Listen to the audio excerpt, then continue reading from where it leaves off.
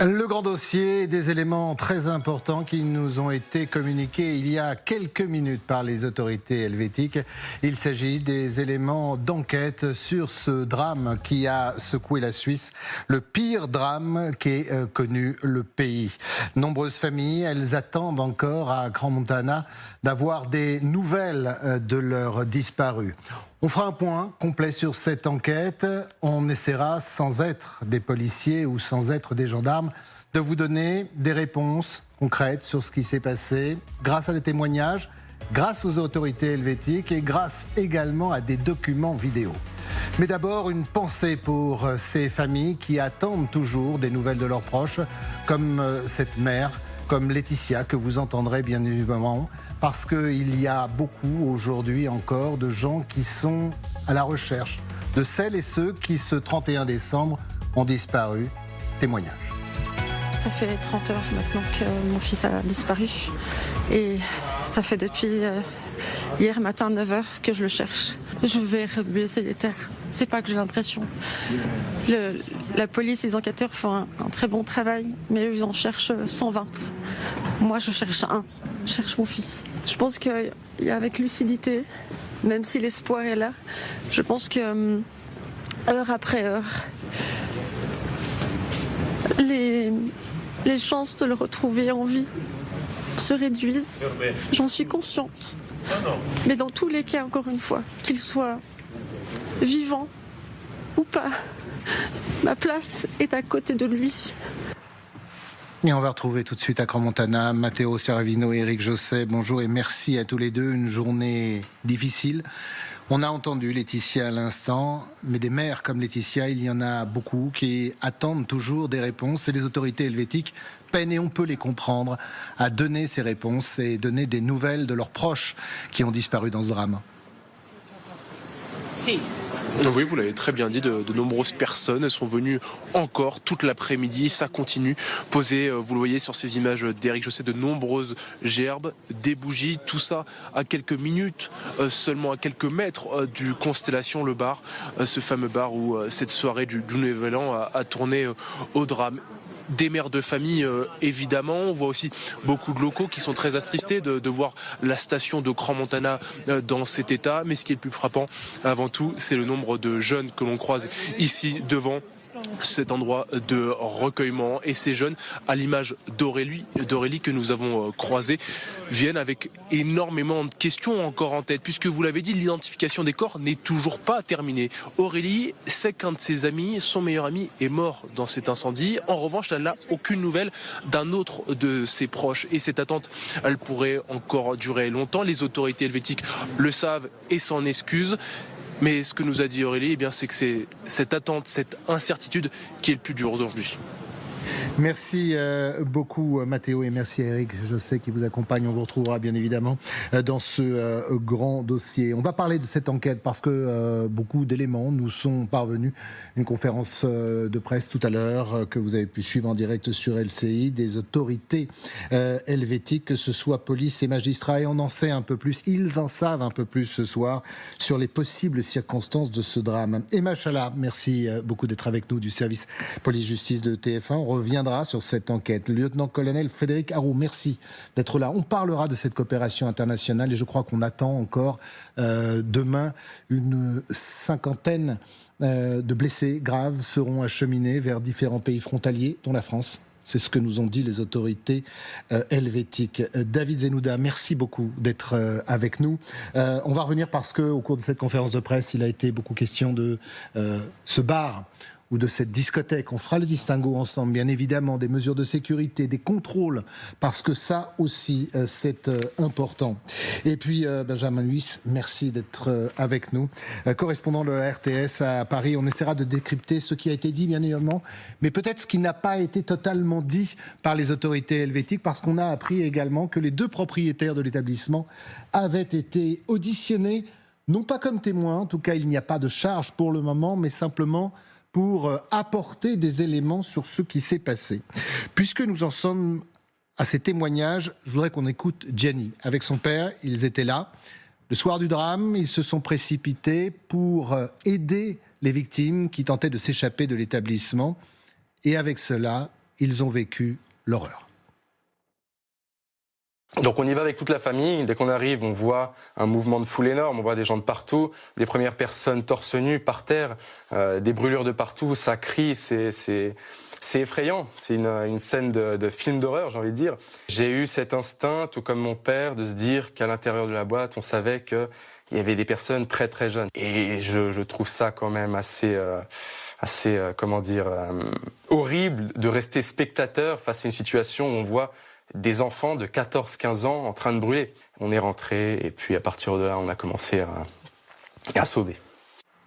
Benjamin, ce qui est terrible, c'est toutes ces familles qui, aujourd'hui, sont encore dans l'inconnu. Et ce qui est terrible, c'est que les autorités helvétiques nous l'ont dit, on ne peut pas dire n'importe quoi.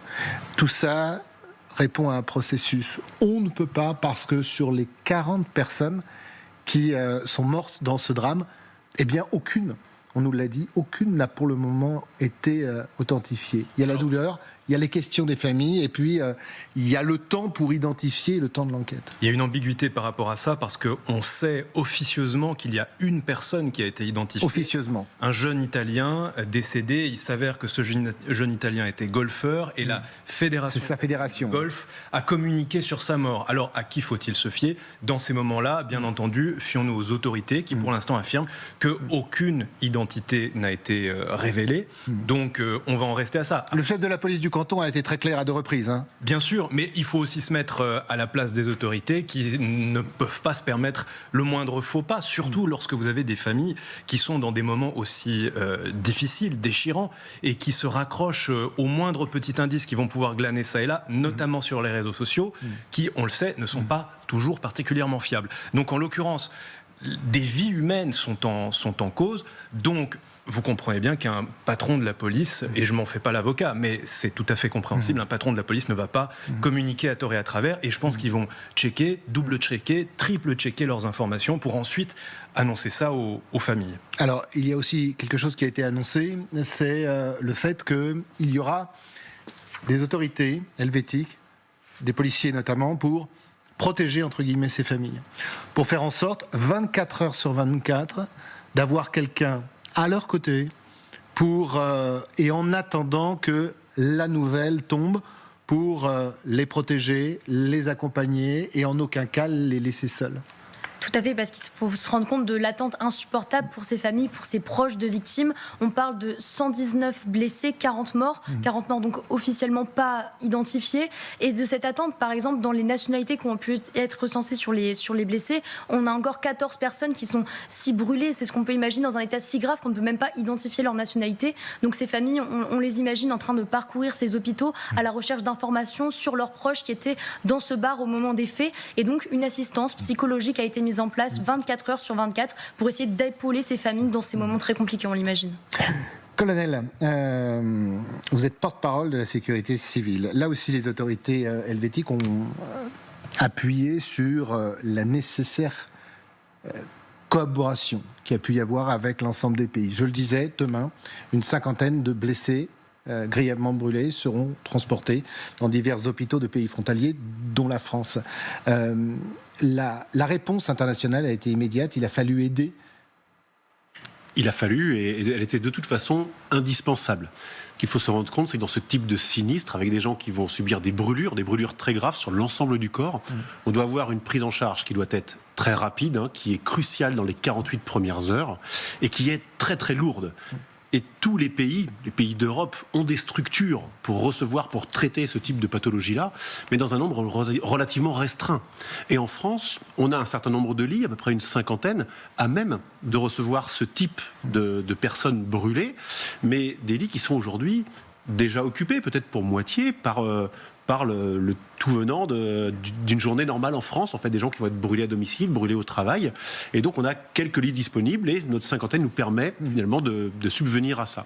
Quand on a une catastrophe comme celle-ci, aucun pays d'Europe n'est en mesure d'avoir un afflux de 119 personnes brûlées graves. Donc, cette ventilation internationale, elle est de toute façon indispensable. La Suisse dispose d'entre 15 et 20 lits pour les recevoir.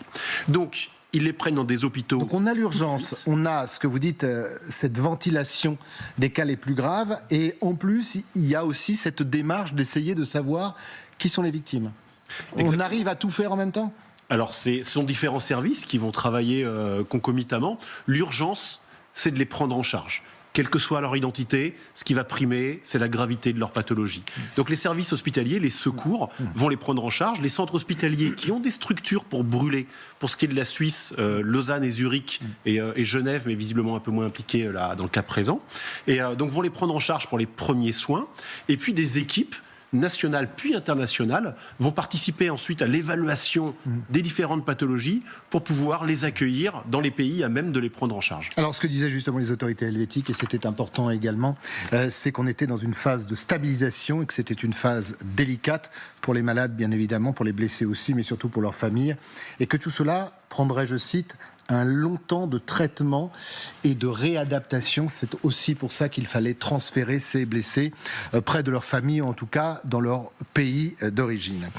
On a décidé d'essayer de comprendre ce qui s'est passé. Il y a les éléments que l'on a appris tout à l'heure de la part de la justice et des enquêteurs suisses. Pierre Barnin, merci d'être avec nous. On va le faire avec vous, grâce aux vidéos et grâce aux témoignages. Alors, on a beaucoup avancé. Je vais vous laisser vous installer parce qu'il y a quelque chose qui est fondamental. On en a des images de ce fameux plafond.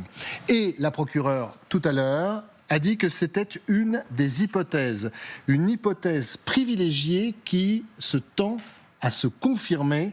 On parlait de ces bougies incandescentes et de ces images absolument incroyables d'un plafond qui s'embrase. Oui, la première image qui nous parvient, regardez, elle date d'hier à 1h27 du matin, donc seulement quelques instants avant le drame. Qu'est-ce que l'on voit ? Eh bien, l'on voit des serveurs avec des coupes et des bouteilles de champagne. Surtout, on voit une des serveuses qui est placée sur les épaules d'une tierce personne. On ne sait pas si c'est un homme ou une femme. Autour de ces bouteilles de champagne, qu'est-ce que l'on trouve ?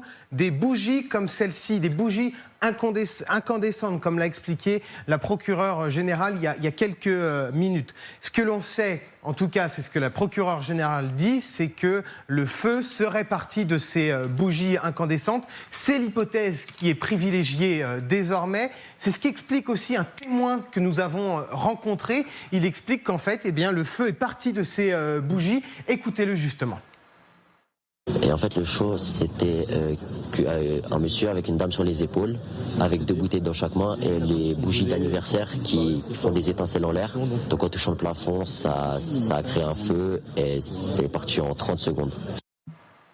On l'a entendu, il décrivait le spectacle, entre guillemets, qu'on a pu voir. L'incendie démarre au plafond, vous le voyez sur ces images, sur ce plafond de la mousse anti-bruit composé de polyuréthane, ce qui en gros produit des gaz toxiques. On a pu rencontrer un second témoin qui explique la scène de chaos à ce moment-là. Écoutez-le.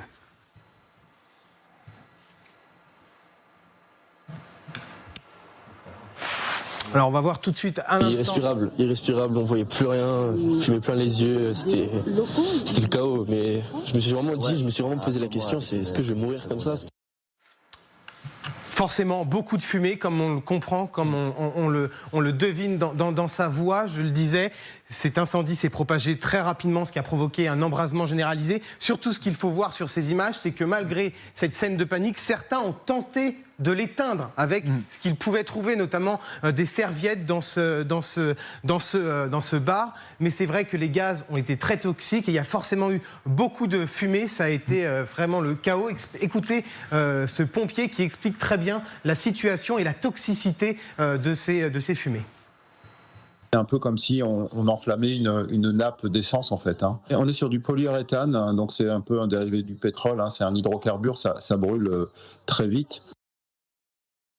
Première partie de ce drame en Suisse qui a engendré ce bilan humain désastreux que l'on connaît désormais. Et Pierre, vous venez nous rejoindre et on vous retrouvera dans quelques instants, bien évidemment, pour parler, parce que là aussi, on a eu quelques précisions sur les fameuses issues de secours et notamment cet escalier, c'est presque l'escalier, selon les témoins, l'escalier de la mort. David Zenouden, nous étions ensemble hier et on avait les premières images. Vous nous aviez dit un certain nombre de choses et on a le sentiment, quand on voit ces images et on pourra les revoir, que vous aviez tristement raison sur ce ce plafond qui s'enflamme. Alors il y a plein de questions bien évidemment, c'est-à-dire quand on écoute, et Pierre l'a noté, quand vous voyez ces jeunes qui tentent d'éteindre l'incendie, en fait il n'y a pas de consigne de sécurité, personne ne vient avec des extincteurs.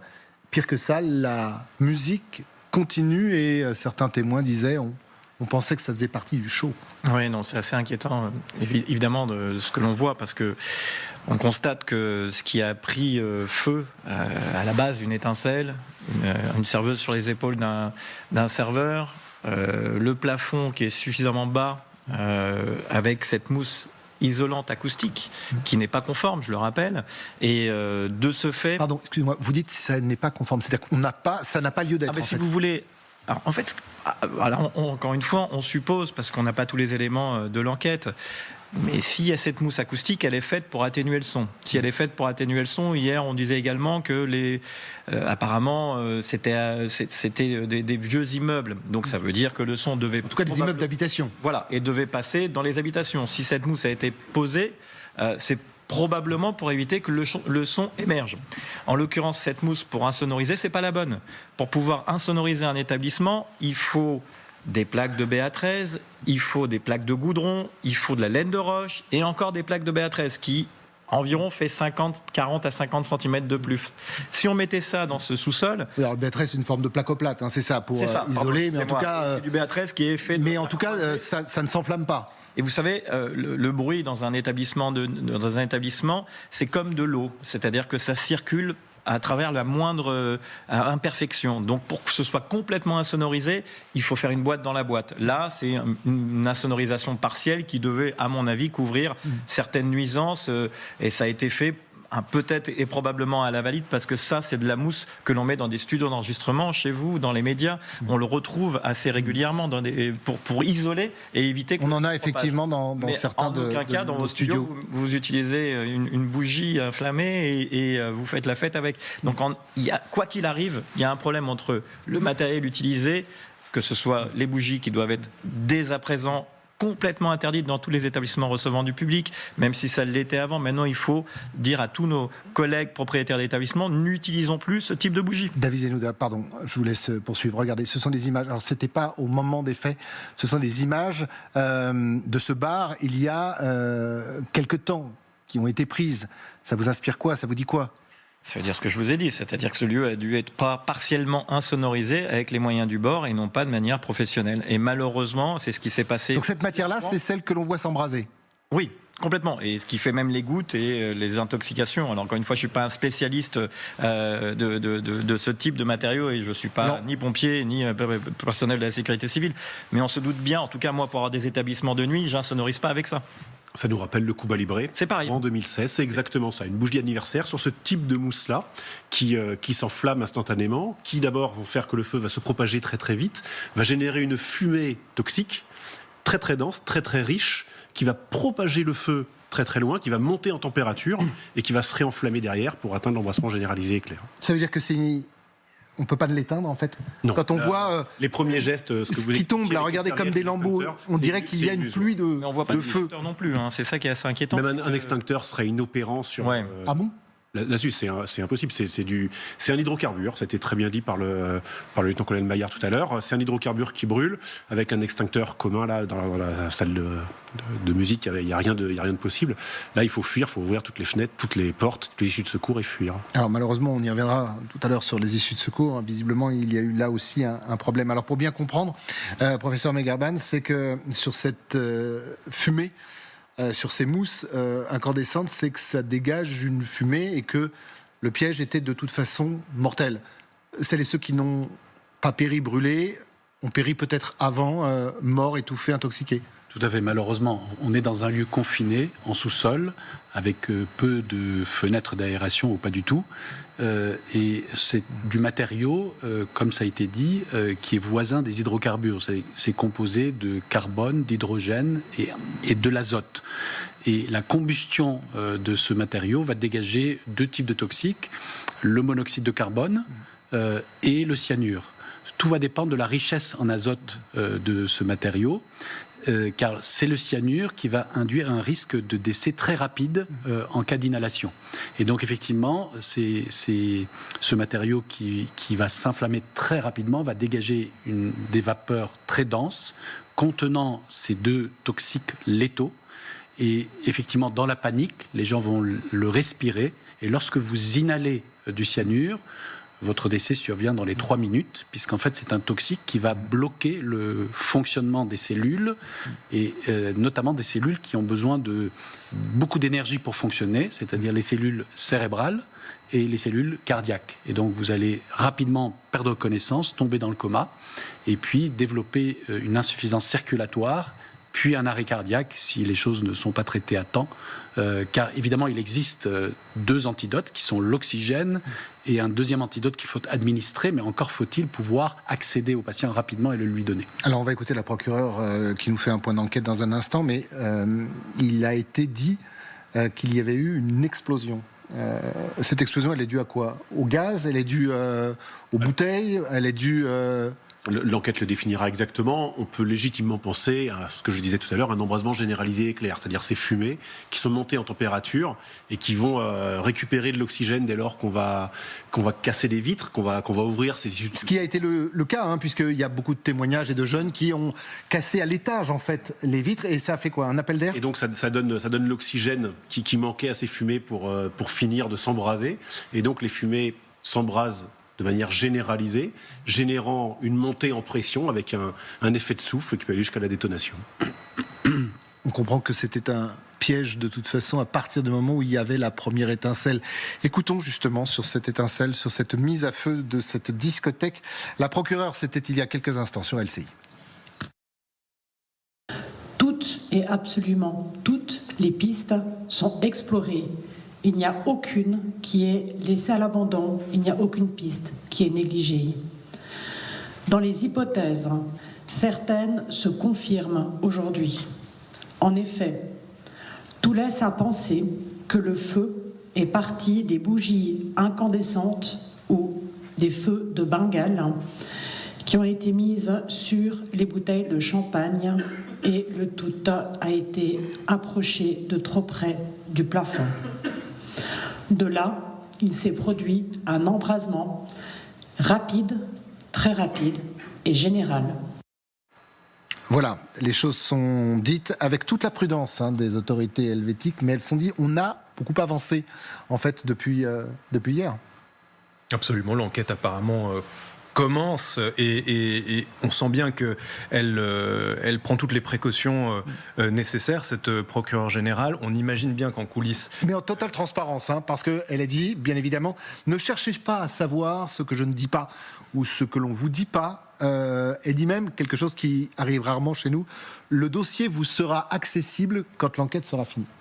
Oui, bon, ça fait partie de, je dirais, de la transparence basique, en tout cas qu'on peut retrouver chez nous en Suisse. Mais voilà, l'enquête ne fait que commencer. Et encore une fois, on a le temps médiatique, et on est tous bien placés pour le savoir, est beaucoup plus impatient que le temps judiciaire. Et on a tendance à vouloir analyser et suranalyser des choses pour lesquelles il nous manque parfois des éléments. Donc en l'occurrence, là, ce qui est vrai, c'est ce qu'a rappelé mon voisin de la sécurité civile, c'est que il y a des choses qui sont quand même très vraisemblables. On n'a pas l'air d'être dans une situation particulièrement complexe en l'occurrence, et c'est une chose que vient confirmer la procureure générale valaisanne, c'est que voilà, ces fusées pyrotechniques, ces bougies d'anniversaire ont été agitées beaucoup trop près du plafond, et elle le confirme encore une fois en expliquant que à partir du moment où on identifiera les personnes qui ont agité ces bougies trop proches du plafond,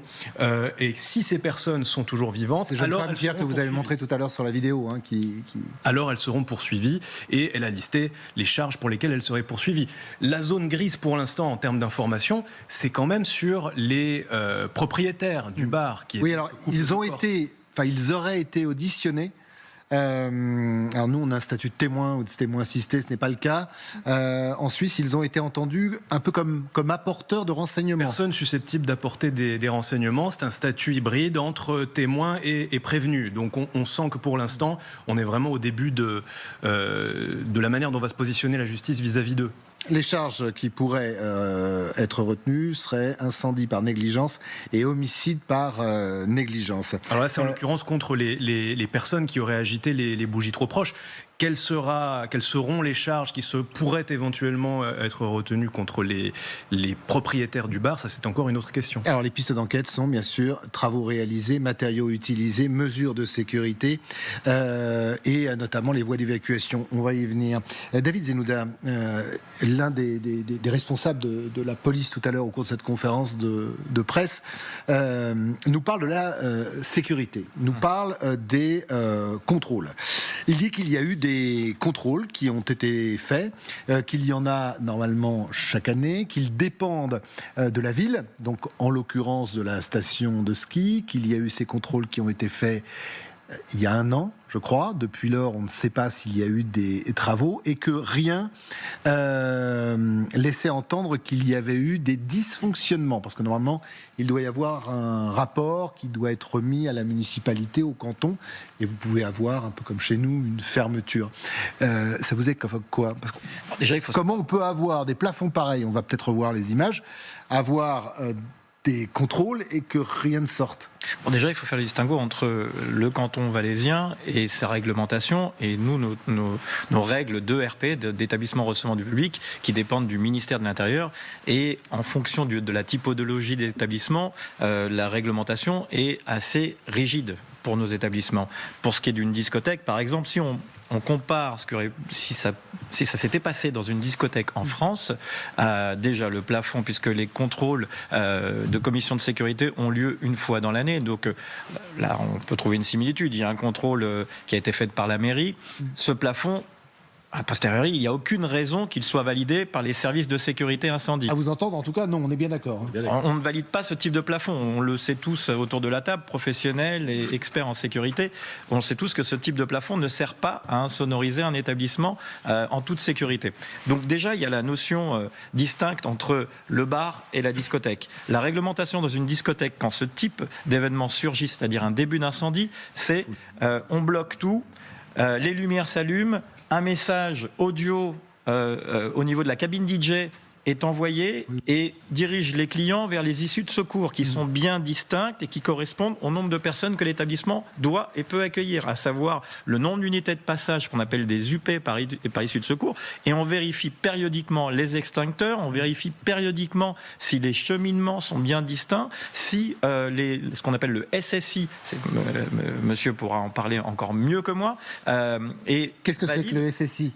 C'est le système de sécurité incendie qui va faire en sorte qu'à partir d'une certaine taille de bâtiment, on va automatiser la détection, voire même les premiers éléments qui vont permettre d'évacuer les fumées ou d'éteindre. Les fameux coups de poing. Vous savez, vous détectez un incendie, il y a souvent des coups de poing rouges en cuisine. C'est souvent le cas en cuisine chez nous, dans les restaurants, dans les établissements recevant du public, les grands établissements.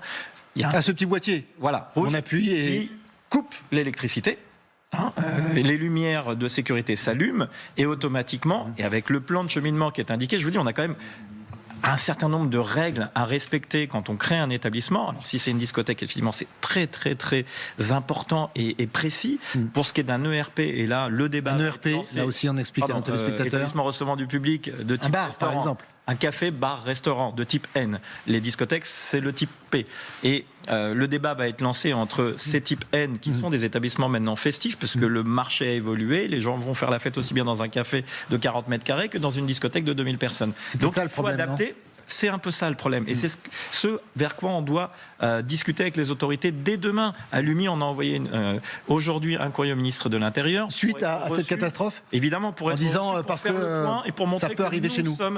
Ça peut arriver, mais que nous sommes prêts et que nous sommes formés. En plus de tout ce que je viens de citer, il y a aussi une formation obligatoire lorsqu'on a un débit de boisson, quel que soit le débit de boisson, la formation au code des débits de boisson, pour former également le personnel à l'utilisation des extincteurs, à la précision des sorties de secours. Bref, en France, on est équipé et formé. Alors, on est là et on n'est pas là, pardon, surtout pour refaire l'enquête, mais au vu de ces images, si vous avez du personnel formé, a priori, il évite de mettre ces feux de Bengale à hauteur d'une mousse qui peut s'enflammer. Je suppose qu'on coupe la musique et on ne laisse pas un incendie se déclarer. Et on reviendra tout à l'heure aux issues de secours. On indique a priori, à celles et ceux qui sont coincés, comment sortir de la fournaise. Ne soyez pas hypocrites. Cette année, au 31 décembre, tous les établissements festifs de Paris et même dans les appartements, on a utilisé ces feux de Bengale. Ce qu'il faut dès à présent, c'est les proscrire pour qu'on comprenne bien qu'on ne peut plus utiliser ce type de produit parce que c'est très dangereux en cas de négligence du propriétaire de l'établissement. Mais généralement, quand l'établissement est bien tenu, vous utilisez les feux de Bengale, le plafond est suffisamment haut et insonorisé et pas avec de la mousse polyuréthane. Donc, et le personnel est formé ou pas? Il y a des formations? En tout cas, le personnel doit être formé et le propriétaire doit être présent dans son établissement. Ce qui manque aussi beaucoup dans beaucoup d'établissements, c'est que la multipropriété des propriétaires font qu'il n'y a plus le patron dans son bar ou le patron dans son... Donc le patron qui voit la serveuse à 50 cm, à 20 cm avec sa bougie incandescente, la logique voudrait, non, monte pas sur les épaules, c'est trop dangereux.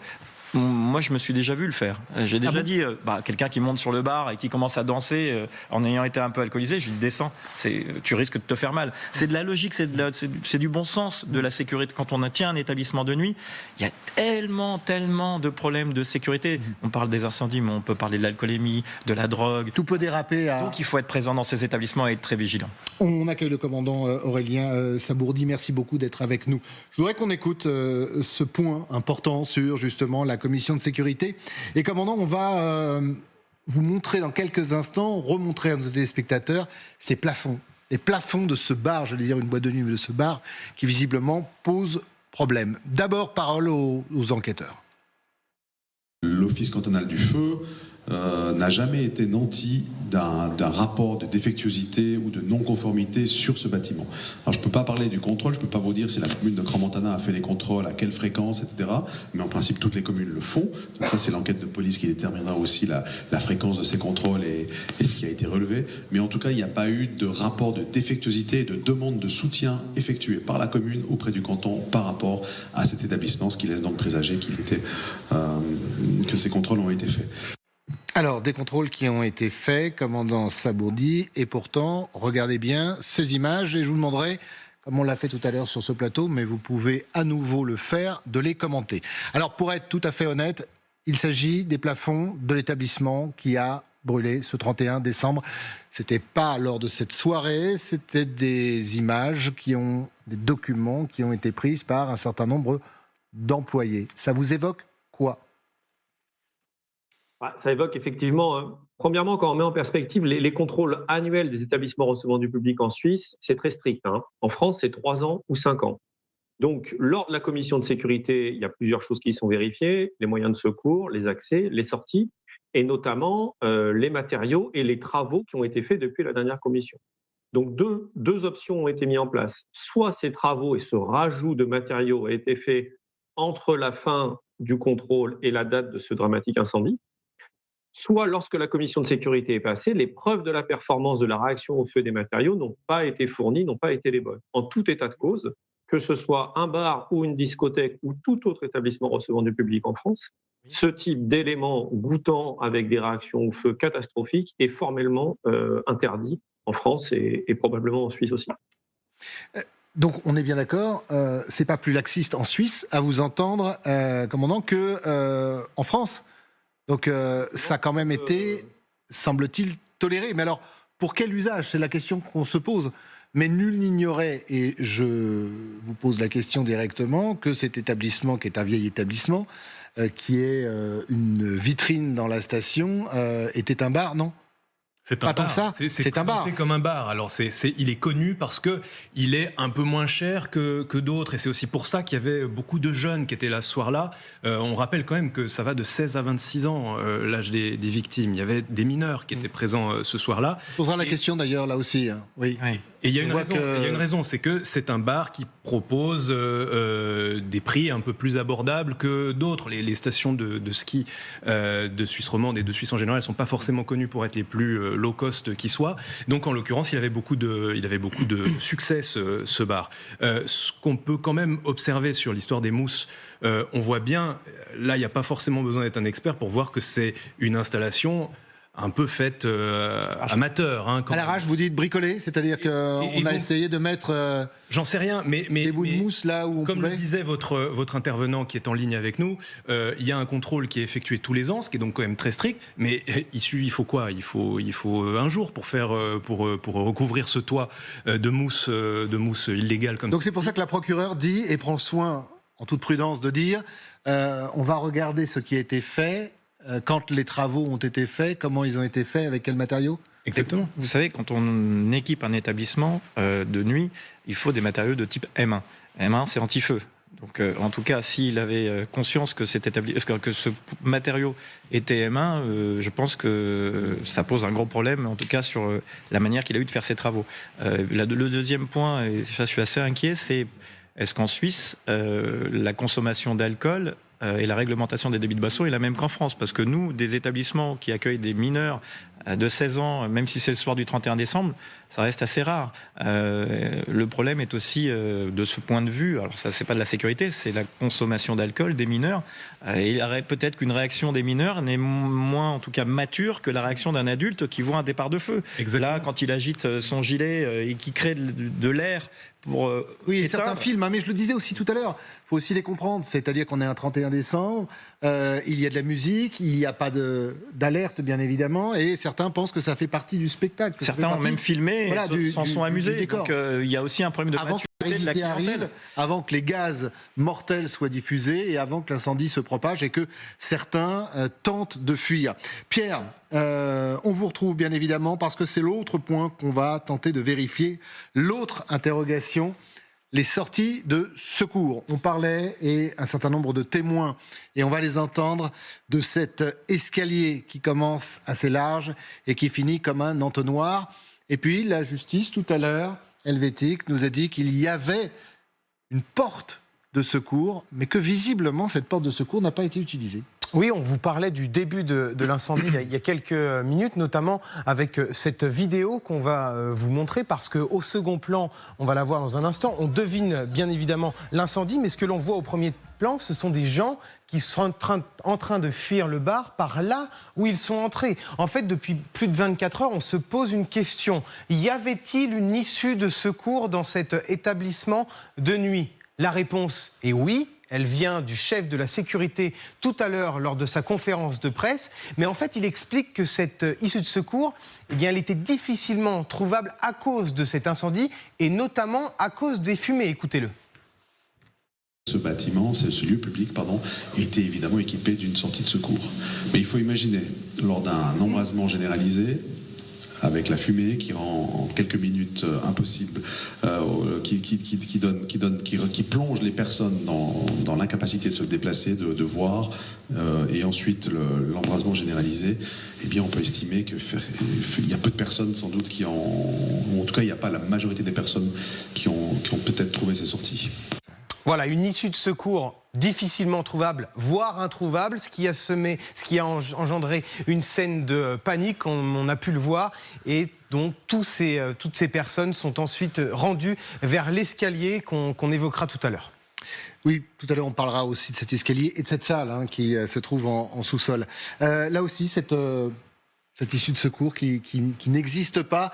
C'est même assez énigmatique, cette déclaration des autorités helvétiques sur cette porte qui, oui, existe. Elle n'existe pas. Je crois qu'il y a un journaliste dans la conférence de presse qui a essayé de poser une question et qui n'a pas eu de réponse, bien évidemment. Et il y a eu un secret de l'enquête, peut-être à juste titre, qui a été brandi. Alors, ça a été très bien souligné par le commandant Sabourdi tout à l'heure. Quand on va faire les visites de contrôle, une des priorités, c'est de vérifier effectivement les matériaux, donc ça va être l'objet de ces mousses-là, et puis c'est l'évacuation. La priorité, c'est d'évacuer. Après, le bâtiment peut brûler, c'est du matériel. Il faut évacuer, il faut sauver les gens et sauver le maximum, idéalement tout le monde. Et donc c'est ce qui doit être contrôlé, c'est ces issues de secours. Donc les issues de secours, elles sont dimensionnées à la construction, dimensionnées et vérifiées pendant les visites, mais elles doivent être accessibles. Elles ne doivent pas être encombrées. Et puis on a vu là que l'issue de secours pouvait potentiellement être gênée par le sinistre. Donc elles doivent être aussi judicieusement réparties pour faire en sorte que, suivant l'endroit d'où le feu part, plusieurs issues puissent être accessibles. Maintenant, on en a parlé tout à l'heure, c'est une dynamique extrêmement rapide.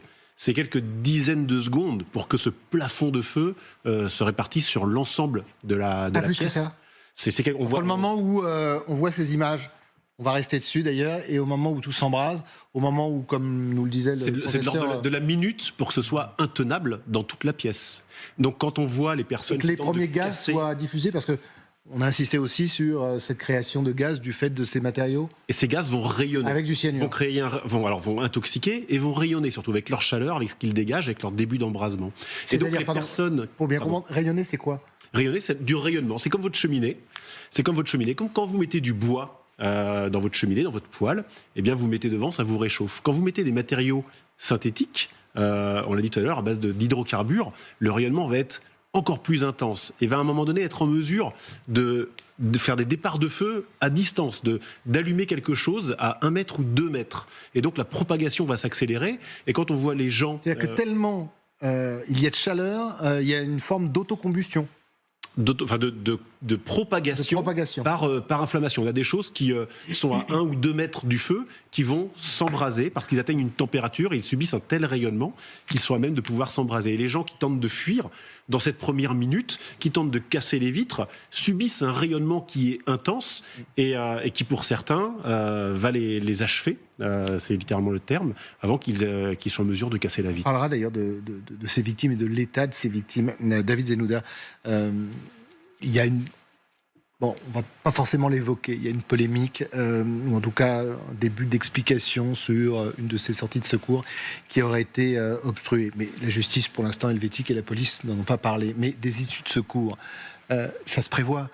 Quand il y a une visite de contrôle, ça s'étudie. Et je suppose que par rapport à cette fameuse jauge, donc je rappelle que sur le site internet de cet établissement, je crois que c'est sous votre contrôle 300 ou 400 300 personnes à l'intérieur. 300 personnes à l'intérieur. 40 sur la terrasse. Donc. Et 40 sur la terrasse. Les estimations, d'après certains témoignages, on était plutôt à 400-500 personnes en cette soirée. Mais on ne peut pas faire rentrer plus de gens que l'établissement peut en évoquer, ou en évacuer, bien évidemment. Oui, évidemment. Et puis, on parlait d'issues de secours, on ne parle pas aussi de ces issues de secours qui sont des portes coupe-feu. Alors, ça porte bien son nom. Alors, on demande, quand il y a un contrôle de la commission de sécurité, d'avoir des portes coupe-feu 2 heures ou 4 heures, en fonction de la situation de cette porte. Et vous avez des systèmes de sas. Souvent, vous avez une première porte, qui est la porte coupe-feu. Vous sortez par cette porte-là, puis ensuite, vous avez une deuxième porte, souvent quand on est en sous-sol, qui donne sur une cour intérieure. Cette deuxième porte permet, quand on a fermé la première et qu'elle est coupe-feu, d'isoler le feu dans la pièce et vous de sortir sur la cour intérieure de l'immeuble si on est en sous-sol. Si tant est qu'il y a une cour intérieure. Si tant est qu'il y a une cour intérieure. De toute façon, a priori, si les contrôles ont été effectués, l'aménagement de ce bar tel qu'il a été fait en sous-sol, c'est que probablement que la commission de sécurité ou la commission qui a visité cet établissement a validé une deuxième issue de secours. Sinon, l'établissement était fermé. On ne peut pas accueillir autant de personnes dans l'établissement et déclarer autant de personnes dans l'établissement. Si on est tous assez surpris de cette seule et unique issue de secours. Je pense normalement, il y en aura plusieurs. Enfin, il y a l'escalier qui permet de monter et descendre. Et normalement, en sous-sol, il devrait y avoir une deuxième issue de secours. Et pourtant, les autorités, on est bien d'accord, j'ai bien entendu, parlent d'une sortie de secours. Pour l'instant, on parle d'une deuxième sortie de secours. Alors peut-être que on parle d'une sortie de secours qui donne sur la rue et peut-être d'une deuxième sortie de secours qui avait en sous-sol. Probablement, on verra les résultats de l'enquête. On ne peut pas non plus complètement condamner l'exploitant sur tous les points. S'il y avait une deuxième issue de secours, est-ce que cette issue de secours était suffisamment éclairée par la petite lumière verte ? Est-ce que l'extincteur qui était à proximité, vous savez, dans les discothèques, on l'a dit tout à l'heure, est-ce qu'ils ont eu le temps ?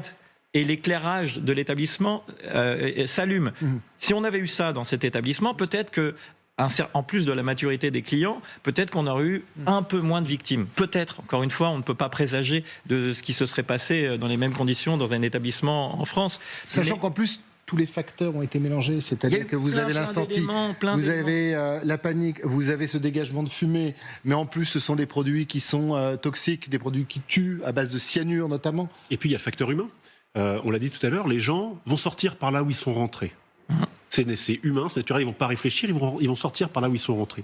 Le seul moyen de les faire sortir par une issue qui est plus pertinente par rapport à l'endroit où ils se trouvent, c'est que la musique s'arrête, c'est que la lumière s'allume, et c'est que les issues de secours soient visibles avec, pour la France, des blocs verts qui vont les signaler. S'il n'y a pas ça, ils vont faire un effet entonnoir vers l'endroit par où ils sont rentrés. Commandant, quand vous écoutez les autorités helvétiques, cette porte, bien évidemment, est-ce qu'on peut s'interroger sur le signalement? Et tout à l'heure, avec vous, David Denouda, on parlait de la formation du personnel. Est-ce que quand il y a un incendie, même s'il n'y avait que quelques dizaines de secondes ou quelques minutes pour pouvoir s'échapper, normalement, le personnel est formé pour indiquer les sorties de secours, pour accompagner peut-être? Alors oui, absolument. Je ne vais pas paraphraser ce qui a été très bien dit, notamment par le colonel Haro. Le facteur humain fait que les gens sont conditionnés, donc ils vont sortir par là où ils sont rentrés. Il faudrait savoir si l'effectif qui était accueilli ce soir-là était en corrélation, en adéquation avec ce qui était déclaré et avec les dispositions constructives et notamment les sorties de secours qui devaient être présentes en nombre et en quantité suffisante. Et puis effectivement, on le voit au début dans la vidéo sur les médias sociaux, on voit le feu démarrer avec une cinétique assez forte au niveau du plafond, des éléments gouttants tombant, la musique continuant à fonctionner, les gens continuant à prendre des vidéos. Certains ne savent pas si c'est un effet pyrotechnique de scène ou si c'est vraiment un incendie. Donc ça veut dire quoi? Ça veut dire qu'il n'y a pas de détection incendie, sinon la détection incendie serait mise en œuvre. Mais surtout, le déclencheur manuel, le système d'alarme n'a pas été activé. Sinon, on aurait eu un arrêt de la sonorisation, une remise en lumière et dire aux gens, attention, c'est plus dans le spectacle, et là, il faut évacuer. Donc il y a eu un temps extrêmement précieux qui a été perdu au départ. Et ce temps-là, dans les conditions avec ces types de matériaux et de réactions au feu en plafond, il est dramatique et il va conduire effectivement à un bilan absolument catastrophique. Donc effectivement, il y a eu au moins une prise en charge par le personnel et il n'y a pas eu un déclenchement d'alarme assez précoce, ça c'est sûr. Ce qui est quand même terrible, c'est quelques dizaines de secondes pour pouvoir s'échapper avant que ça devienne un immense brasier que ce sous-sol. D'autant, Pierre, on vous retrouve, qu'il y avait ce fameux escalier. Alors, il y a beaucoup de questions. Hier, il y a des questions qui ont été posées à la procureure sur la taille de cet escalier, notamment sur le fait qu'il était trop petit. Et elle a répondu, qu'est-ce qu'un escalier trop petit? Mais le problème, c'est qu'on en sait un peu plus sur cet escalier, Pierre, qui s'est transformé en piège pour la dizaine, voire la centaine de clients qui se trouvaient dans ce bar. Oui, parce que cette photo de l'escalier de ce bar, on la trouve sur Internet. Regardez cet escalier, imaginez-vous, elle a été prise comme si nous étions dans le bar. En fait, cet escalier, il se sépare en deux parties, disons. La première, tout en bas, alors on ne le voit pas intégralement sur la photo, mais il y a 5 marches plutôt larges. Et puis il y a la deuxième partie où on voit bien évidemment l'escalier qui se resserre, les murs se resserrent. Donc imaginez-vous bien dans la panique, si tout un tas de personnes prend cet escalier, eh bien cela crée un goulot d'étranglement. Et c'est d'ailleurs ce que l'on voit dans ces vidéos qui ont été prises au moment de l'incendie. Et regardez l'une d'entre elles. Ah, tout qui brûle! Ah, il y a le feu! Ah, sortez, il y a le feu! Ah, il y a le feu, il y a le feu, il y a le feu! On voit donc dans cette séquence la grande difficulté pour ceux qui tentent de sortir, d'emprunter cet escalier. C'est le cas de le dire, c'est forcément très impressionnant. On a d'ailleurs rencontré Laetitia qui était dans ce bar. C'est une survivante. Elle a expliqué que c'était très difficile de l'emprunter et elle parle surtout de ces 5 marches et de ce goulot d'étranglement. Écoutez-la. C'était vraiment au niveau de ces 5 escaliers que c'était le pire parce que en soi en fait les escaliers, les premiers escaliers sont assez simples à parcourir on va dire parce qu'ils sont larges et puis voilà, mais en fait après c'est la petite porte qui en fait tout le monde se poussait et du coup en fait on est tous tombés, on était entassés les uns sur les autres, il y en avait qui brûlaient et il y en avait qui étaient morts à côté de nous. Vous avez entendu cette témoin qui évoquait une petite porte, cette fois à l'extérieur de l'établissement. Et c'est vrai que ça a créé une scène de panique. Là aussi, on l'a vu sur de nombreuses images, notamment celle-ci où on voit certaines personnes détruire des vitres pour tenter de sortir au plus vite de cet établissement qui était en train d'être ravagé par les flammes. Merci Pierre. Précieux documents et précieux témoignages. Que vous inspire cet escalier? Alors on nous dit entre 1,10 m au départ et 1,30 m, mais qui se transforme en souricière, en piège quelque part.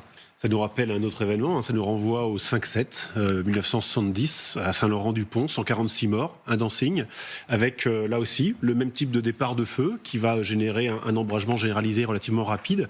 Et à l'époque, les normes de sécurité n'étant pas celles que nous avons aujourd'hui, l'ensemble des personnes vont se précipiter vers la sortie par laquelle ils sont rentrés.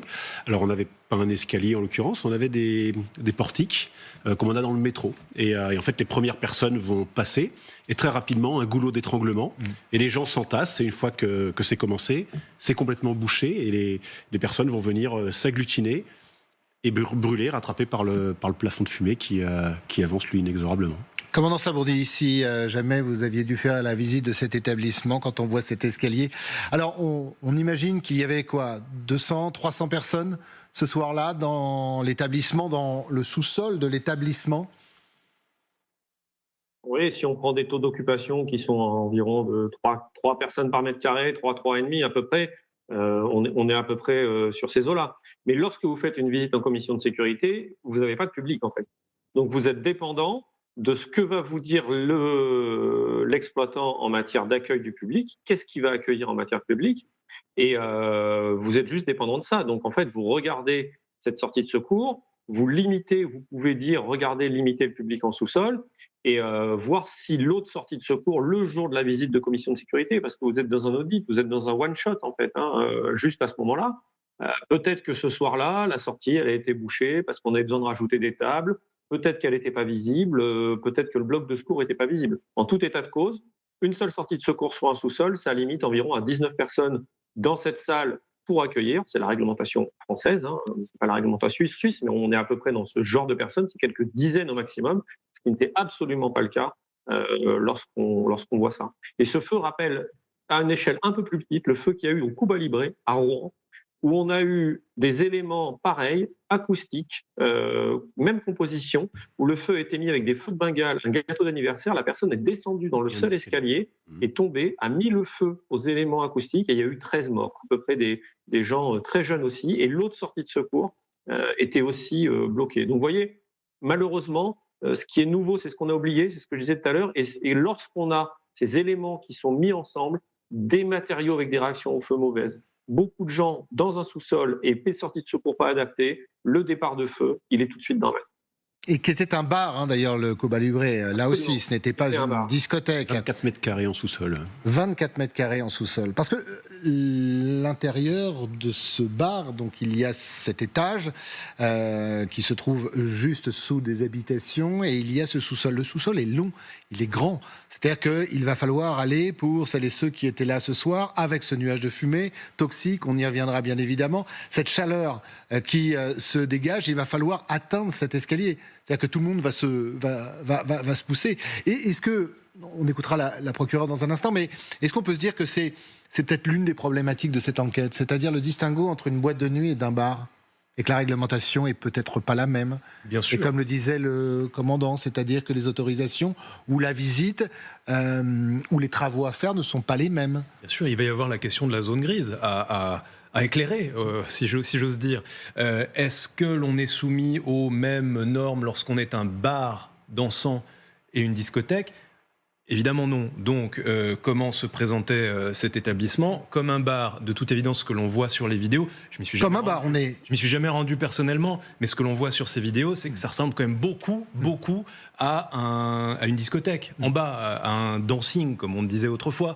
Voilà, il y a quand même un usage qui a l'air d'être particulièrement caractérisé. Donc, à voir maintenant si les tenanciers de cet établissement ont joué sur la zone grise ou si c'était assumé, si ça avait été déclaré. Encore une fois, là, c'est des choses que l'enquête va dire. Et il faut faire quand même très, très attention parce qu'on a tendance à, évidemment, et c'est logique, à tous tourner notre regard vers les propriétaires de cet établissement.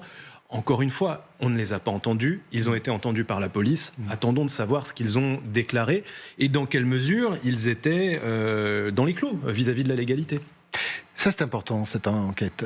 Et encore une fois, ça peut parfois nous surprendre. La procureure, tout à l'heure, pressée de questions, a dit aux journalistes, vous saurez tout. C'est-à-dire que je vous promets que quand l'enquête sera bouclée, eh bien, j'ouvrirai en fait le dossier et vous pourrez regarder tout ce que vous voulez à l'intérieur de ce dossier.